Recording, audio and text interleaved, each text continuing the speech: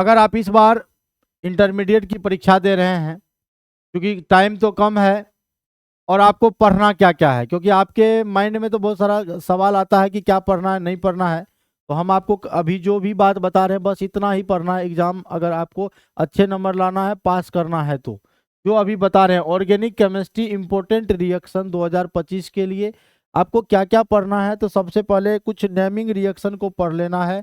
Naming reaction का मैं नाम बता रहा हूँ, इसको रट जाना है, MTR कर लेना है, कुछ भी हो मारो टोटल रट्टा करना है। और सभी रिएक्शन को देखने के लिए शुरू से अंत तक देखो, बहुत लंबा वीडियो भी नहीं है लेकिन देख लो जरूर।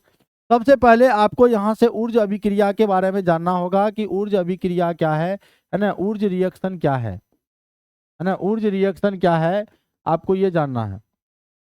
सेकेंड नंबर में आपको फिटिंग रिएक्शन,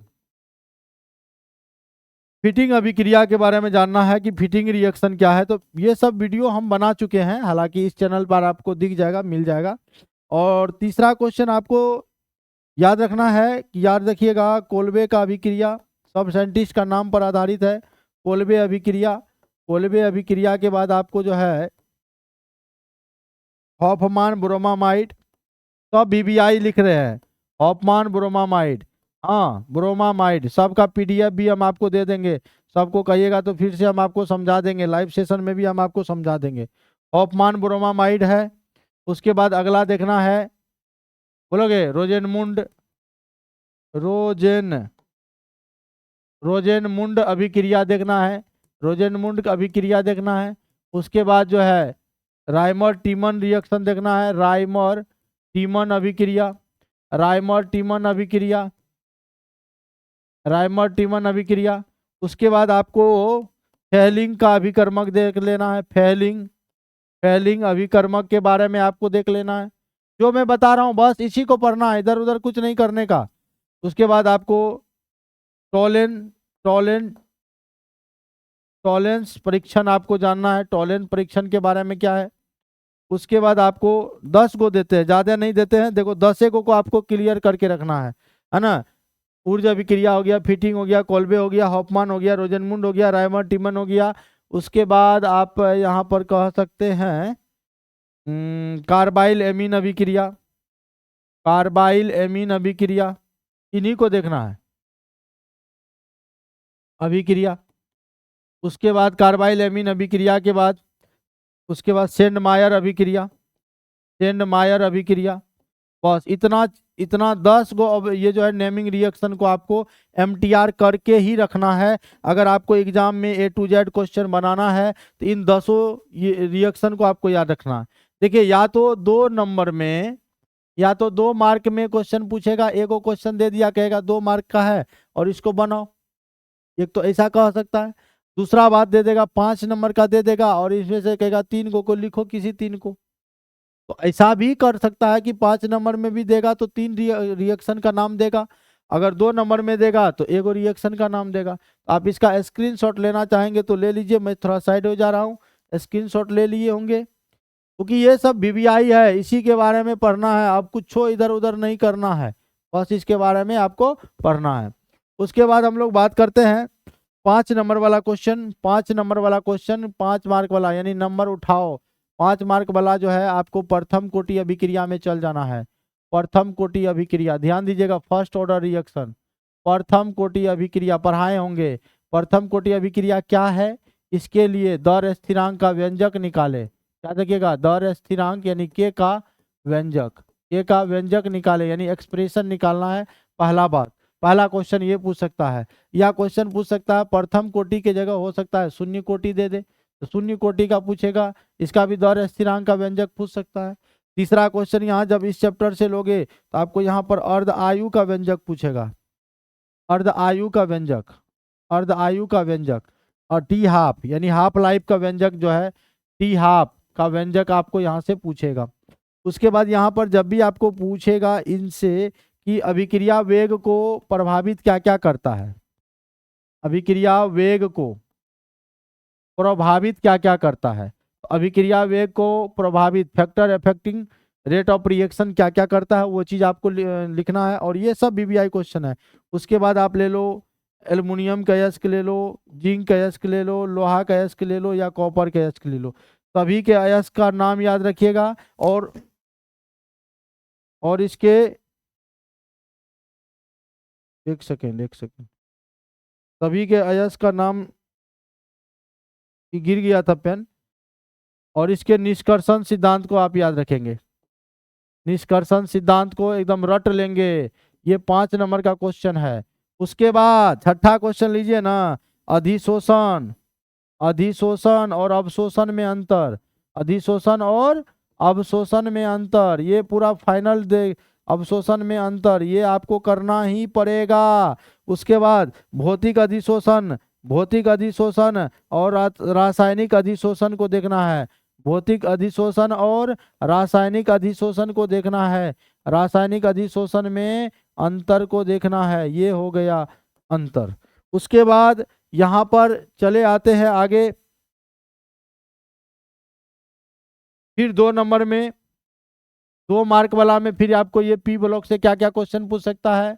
या तो हैबर विधि पूछेगा कि हैबर विधि, तो हैबर विधि को पढ़ना बहुत जरूरी है। हैबर विधि हो जाएगा तो आप बोलिएगा ओस्टवाल्ड विधि, नाइट्रिक अम्ल बनता है ओस्टवाल्ड, ओस्टवाल्ड विधि आपको बनाना है, ओस्टवाल्ड विधि को पढ़ना है। उसके बाद आपको संपर्क, संपर्क विधि पढ़ना है। उसके बाद यहाँ पर अंतर हेलोजन यौगिक के बारे में जानना है, अंतर हेलोजन, अंतर हेलोजन यौगिक के बारे में जानना है। उसके बाद आपको कुछ पढ़ लेना है नोबल गैस के उपयोग, नोबल गैस के उपयोग। जब नोबल गैस के आप उपयोग जान लोगे एकदम मजा आ जाएगा। तो ये इतना क्वेश्चन आपको करना है, हो गया। उसके बाद देखो पूरा एकदम बता रहे हैं, यही एग्जाम में आपको करके जाना है, इससे बाहर रहने का नहीं है, इससे बाहर क्वेश्चन रहेगा ही नहीं। ठीक है, एग्जाम दे के आओगे तब आप कहोगे हाँ सर आपने जो कहा था, स्क्रीनशॉट लेना है तो ले लो जल्दी से, क्योंकि आप कहोगे कि सर आपने जो कहा था। देखो प्यार मोहब्बत सबके चक्कर में अभी 15 दिन ना पढ़ो, इसीलिए कहते हैं ना प्यार मोहब्बत इश्क ये सब है बीमारी, और तुझे भी मिलेगी नारी वो भी संपूर्ण संस्कारी। अब बस बनाए रखो लक्ष्य बनने का एक बड़ा सा अधिकारी। तो भैया अभी एग्जाम भर कुछ इधर उधर नहीं करने का, बस पूरा पढ़ने का और पढ़ाई पे फोकस करने का। और जितना चीज मैं लिखा रहा हूँ उसको, अरे यार बार गिर रहा तो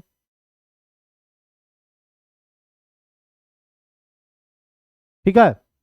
अब ये हो गया। उसके बाद आ जाओ, जब आपको फिजिकल वाला में आओगे तो क्रिस्टलीय और क्रिस्टलीय में अंतर पूछ सकता है, क्रिस्टलीय और अक्रिस्टलीय में अंतर पूछ सकता है, तो इन अंतर को आप लोग पूछेगा। उसके बाद आ जाओ मोलरता, मोलरता, मोललता और मोल प्रभाज, तीनों को पूरा एकदम याद होनी चाहिए आप लोगों को। उसके बाद सीधे आ जाओ स्कॉटकी दोष, फ्रैंकल दोष में अंतर, स्कॉटकी दोष और फ्रैंकल दोष में अंतर। जितना भी लिखा रहा हूं इसको रट जाओ, एकदम हिम्मत है तो रट जाओ, इससे बाहर क्वेश्चन नहीं रहने रहेगा इस बार। उसके बाद आप अनुसंग गुणधर्म को याद कर लो, अनुसंग गुणधर्म ये सब 2 नंबर वाला क्वेश्चन है। ये 4 टाइप का होता है, अनुसंग गुणधर्म 4 टाइप का होता है। अब देखो यहां से 5 नंबर का क्वेश्चन पूछ सकता है ये, क्योंकि अनुसंग गुणधर्म जो है 4 प्रकार का होता है। वाष्प दाब का, ध्यान दीजिएगा, वाष्प दाब का आपेक्षिक अवनमन, वाष्प दाब का आपेक्षिक अवनमन। दूसरा होता है हमारा क्वथनांक का उन्नयन, क्वथनांक का उन्नयन। और तीसरा होता है भाई हिमांक का अवनमन, इसी में राउल्ट सब का भी नियम है, हिमांक का अवनमन। उसके बाद होता है परासरण दाब, परासरण दाब। ये आपके 4 में से है ना, 1 2 3 4, 4 में से 2 क्वेश्चन आपको यहाँ रहेगा, एक 2 नंबर में रहेगा, एक 5 नंबर में रहेगा। और जब भी आप 5 नंबर वाले में बोलोगे तो उसमें राउल्ट का नियम भी लिखना है। उसके बाद आप यहाँ पर कोलराउस का नियम, कोलराउस का नियम को देख लो, कोलराउस का नियम और फैराडे का नियम, फैराडे का नियम। उसके बाद अभिक्रिया की कोटि, अभिक्रिया की कोटि, अभिक्रिया की आणविकता, ये दोनों चीज देख लेना। उसके बाद और कुछ नहीं, एक IUPAC नाम होगा ऑर्गेनिक में IUPAC ने हमें देखो भैया उप सह संयोजक यौगिक भी हमने पढ़ाया है। कोऑर्डिनेशन कंपाउंड ध्यान दीजिएगा, उप सह संयोजक यौगिक भी हमने आपको बताया है और एक ऑर्गेनिक कंपाउंड भी बताया है। तो इनको रूल के अकॉर्डिंग जो है लिखना पड़ता है। तो भैया इस पर भी हम लेंगे। तो पूरा एकदम आपको आज की क्लास में हमने बताया कि कौन सा ऑब्जेक्टिव रहे, सब्जेक्टिव रहे, 5 नंबरिया रहे, 2 नंबरिया रहे, कौन सा क्वेश्चन इस बार एग्जाम में आने वाला है। तो सभी को तैयार करके जाइए। अगर इनमें किसी भी क्वेश्चन में अगर आपको डाउट्स है, वैसे लगातार हम लेक्चर बाय लेक्चर लेकर आ रहे हैं आप लोगों के लिए। अगर फिर भी किसी भी लेक्चर में अगर आपको डाउट है तो आप जरूर हमको बेझिझक हमसे आप कांटेक्ट कर सकते हैं। सभी को बहुत बहुत धन्यवाद।